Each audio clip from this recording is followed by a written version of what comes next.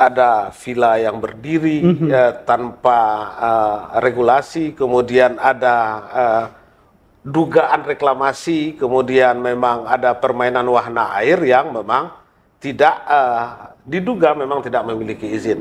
Dan kita juga mengkoordinasikan dengan PUPR bidang tata ruang untuk melakukan foto udara dengan menggunakan satelit citra. Dugaan sementara hasil foto itu baru kurang lebih seperempat lah.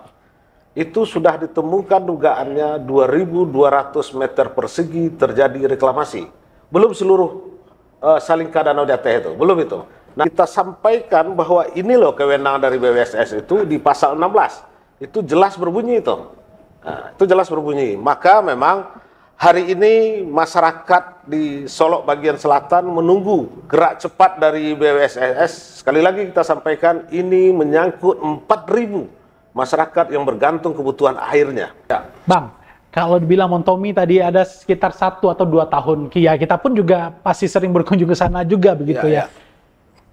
Sekarang baru dipansuskan begitu. Apakah DPRD Kabupaten Solok sendiri juga kecolongan dalam hal ini, Bang? Ketika bicara persoalan Pak Bupati kan baru 3 bulan. Baik. Ini kan warisan masa lalu yang mesti diselesaikan oleh Pak Bupati.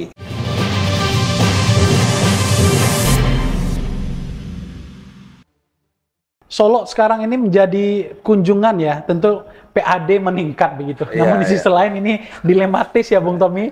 Bagaimana tanggapannya, Bang, sebagai warga Solok asli? Ya, dari data yang kita dapatkan dari Dinas Pariwisata, ternyata pertumbuhan ekonomi dari sektor pariwisata itu hanya 1%. Hanya 1% dari yang direncanakan lebih besar dari itu. Nah, memang kunjungan wisata kita itu meningkat 1,3 juta orang di tahun 2024. Dan ini tentu tidak lepas dari peranan pemerintah daerah yang mengendorse, mensosialisasikan maupun mempromosikan Kabupaten Solok. Nah, ini kan menjadi sebuah sebuah kontraproduktif jadinya ketika memang intinya begini, pemerintah daerah welcome dan membentangkan karpet merah untuk siapapun berinvestasi. Mau masyarakat lokal, mau dari luar, pemerintah daerah pada prinsipnya membentangkan karpet merah. Yuk, mari kita ramaikan, kita investasi rame-rame. Cuman tentu kita ikuti regulasi. Yang terjadi hari ini adalah ada kekhawatiran dari masyarakat. Ada villa yang berdiri tanpa regulasi, kemudian ada dugaan reklamasi, kemudian memang ada permainan wahana air yang memang tidak diduga memang tidak memiliki izin. Nah, ini kami kira ini akan merusak kearifan lokal yang terjadi di Salingka Danau di Aceh itu. Itu kira-kira. Baik, katanya juga DPRD Solo juga sudah membentuk pansus ya, Bang, dan langsung diketuai oleh Bang Afni nih.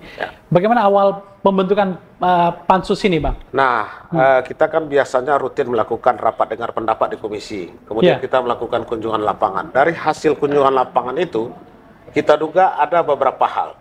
Ada 2 hal. Yang pertama reklamasi, dugaan reklamasi. Kemudian yang kedua adalah pencemaran air. Jadi danau di atas itu menjadi istimewa dibandingkan dengan danau lain karena danau di atas itu menjadi sumber PDAM. Kemudian menjadi sumber dari Pemsimas. Ada 3 jorong yang bergantung air minumnya dan kebutuhan airnya itu dari danau di atas itu. Kemudian PDAM sendiri. Nah, ini kemudian masyarakat menyampaikan kepada pemerintah nagari dan camat menyampaikan beberapa kali surat ke DPRD. Kita bahas di komisi, kemudian kawan-kawan di Komisi 3 sepakat mengusulkan kepada pimpinan untuk melakukan pansus. Di dalam forum paripurna, kemudian kita sepakati membentuk pansus reklamasi Danau di Aceh awalnya namanya. Cuman karena kompleksitas persoalan, akhirnya kita mengusulkan bahwa ini bukan hanya soal reklamasi, tapi juga soal lingkungan hidup dan segala macamnya. Akhirnya kita mengusulkan perubahan namanya Pansus Danau di Aceh, yang kemudian memang ini disepakati oleh seluruh anggota DPRD, dan kebetulan saja kita diamanahkan untuk menjadi ketua Pansus. Dan Pansus pada prinsipnya sudah bekerja. Kita sudah undang mitra-mitra kerja kita, mulai dari perizinan, mulai dari PUPR, lingkungan hidup, pariwisata, Satpol PP. Kita sudah undang, kemudian kita minta diskusi. Dan kita juga mengkoordinasikan dengan PUPR bidang tata ruang untuk melakukan foto udara dengan menggunakan satelit citra. Dugaan sementara hasil foto itu baru kurang lebih seperempat lah. Itu sudah ditemukan dugaannya 2.200 meter persegi terjadi reklamasi. Belum seluruh Salingka Danau Jateh itu, belum itu. Nah, kita tunggu prosesnya sekitar 4 hari ke depan, insya Allah bidang tata ruang akan sampaikan ini ke Pansus. Komitmennya kita bersama kawan-kawan sudah sepakat di Pansus bahwa ada 4.000 kurang lebih masyarakat yang hidupnya bergantung pada kebutuhan air. Itu substansinya. Kemudian kita beberapa kali rapat, terakhir 3 hari yang lalu kita mendatangi BWSS, Balai Wilayah Sungai Sumatera 5 di Khatib Sulaiman. Kita desak. Kita bicara soal Permen PUPR nomor 28 tahun 2015. Kita sampaikan bahwa ini loh kewenangan dari BWSS itu di pasal 16. Itu jelas berbunyi itu. Nah, itu jelas berbunyi. Maka memang hari ini masyarakat di Solok bagian selatan menunggu gerak cepat dari BWSS. Sekali lagi kita sampaikan ini menyangkut 4.000 masyarakat yang bergantung kebutuhan airnya. Soal reklamasi yang kita coba by data nanti setelah data itu selesai. Tapi yang paling penting hari ini adalah terkait dengan beberapa hal kewenangan yang dimiliki oleh BWSS. Saya kira itu kita di Pansus juga berencana jika ini tidak tuntas kita akan datangi kementerian, baik Kementerian Lingkungan Hidup maupun Kementerian PUPR. Saya kira itu. Ini di wilayah mana nih Bang Hafni? Kalau kita lihat di gambar ini. Ya, ini kan waktu DPRD turun, ya, kita kan belum bisa ekspos daerah-daerah mana saja yang dianggap sudah melakukan reklamasi. Ya. Pada akhirnya kita akan ekspos semua nanti ketika memang Dinas PUPR sudah selesai dalam proses foto udara menggunakan citra satelit. Saya kira itu. Bang, kalau dibilang Montomi tadi ada sekitar 1 atau 2 tahun, kita pun juga pasti sering berkunjung ke sana juga begitu ya.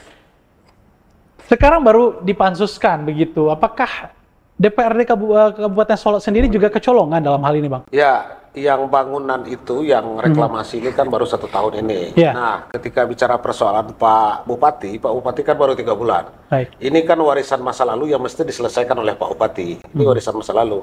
Maka memang Pansus dalam hal ini berkomitmen membantu kepala daerah dalam hal-hal seperti ini. Tentu ada percepatan persoalan. Supaya memang program-program kepala daerah ini bisa terelaborasikan dengan baik. Jadi persoalan reklamasi ini justru 1 tahun ini yang menjadi-jadi. Kalau bangunan yang berdiri, rata-rata ada yang punya sertifikat, ada yang tidak. Tapi penimbunan yang dilakukan itu belum sampai 1 tahun. Oke, ini yang menjadi persoalan. Kecuali memang ada bangunan yang justru berada di tengah-tengah danau, di danau lah itu. Ini yang memang sudah kita pertanyakan beberapa kali. Tentu ini perlu sikap tegas dan sikap jelas. Kemarin saya ada diskusi dengan Pak Bupati sampaikan, kita akan bentuk Satgas. Ini kan sebuah langkah maju yang dilakukan oleh pemerintah daerah Kabupaten Solok. Hari ini, masyarakat itu kan tidak bodoh lagi. Mereka sudah bicara regulasi dan segala macamnya, termasuk kewenangan. Maka kita bicara tadi persoalan Permen PUPR nomor 28 tahun 2015 itu tentang kewenangan siapa? Artinya DPRD sendiri melihat bukan tentang bangunan-bangunan yang ada, tapi baru reklamasi yang terjadi. Reklamasi baru-baru ini. Kemudian ada kita lihat ya, kita ingin sampaikan kemarin kita koordinasi dengan Dinas Lingkungan Hidup untuk mengambil uji sampel air danau di atas di beberapa titik.